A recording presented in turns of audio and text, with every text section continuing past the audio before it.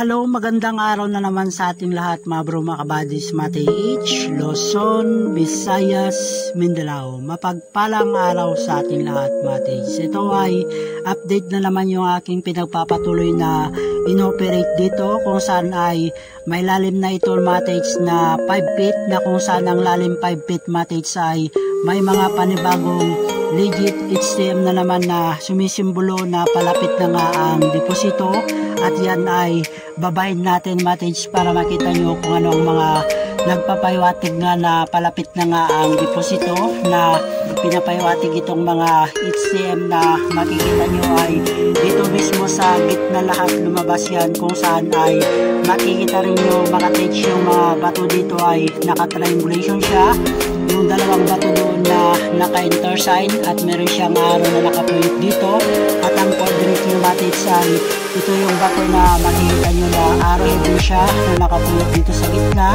Plus ito naman ang coordinate niya dito na makikita nyo ay naka-wall na siya dyan, at dito sa taas, Mate H, ay nandito yung simulation ng door entrance, kaya ang spot ay nandito kung saan ay naka-triangulation siya. Yung dalawang bato doon na naka-intersign, isa, dalawa, pangatlo yung bato na naka-wall, kaya ang gitna ay dito mismo, Mate H. Kaya itong mga lumabas na legit HTM sa lalim na 5 feet ay ito yung nagpapahiwatig na ang deposito ay nasa water level, Mate H, dahil ito ay makikita nyo itong hugis poso na bato na ito ay kulay blue. Indication nito sa color coding ay water, kaya ang item ay nasa water level, Mate H. Plus ito pa ang makikita nyo na pabilog na bato, at ito, Mate H, ay ang kulay ng bato na ito ay red tisa siya. Plus ito, Mate H, ay meron siyang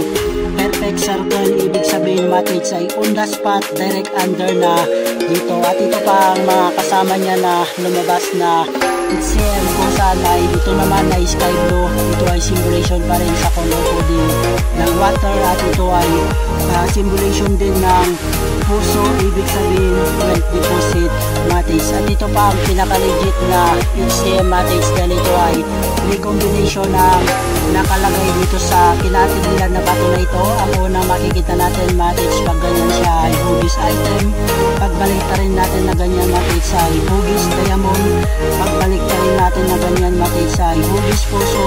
Ibig sabihin, Mate H, yung nakatago dito ay halo-halo yung mga nakatago dito na deposito na iniwan ng mga pon at itinago nila dito nung digmaang ikalawa, Mate H. At ito pa ang pinaka legit na nagpapahiwatig na ang deposito ay nasa gitna, at ito ay makikita nyo, Mate H, yung arrowhead dito sa itaas niya ay nandito lamang sa kanyang parteng baba naman itong coordinate niya na puso na naka-arrowhead din patungo dito sa gitna. Plus ito ang makikita natin, Mate H, ay ito ang simulation wealth deposit na naka-V-shape. Ibig sabihin dito na mismo ang center spot. Pag iganyan natin sa kanyang side view ay hugis box o hugis item. Pagdating sa kanyang ilalim, Mate H, ay meron tayong makikitang perfect dot na ito ay simulation na sukat na naman sa lalim na 1 yard or 3 feet lalim. Mula sa 5 feet lalim na HTM na ito ay kukuha pa ako ng 1 yard or 3 feet lalim, Mate H. Malalaman kung ano ang kasunod na HTM or sana ay item na ang kasunod, Mate H, dahil ito ay may lalim na siya na 5 feet, at ito ay updated lamang sa inyo, Mate H, kung ano ang pinagpapatuloy ko dito na inoperate, Mate H. Kung saan nga itong makikita nyo na dalawang bato dito na nakasimulation ng enter sign at arrowhead na nakapoint dito.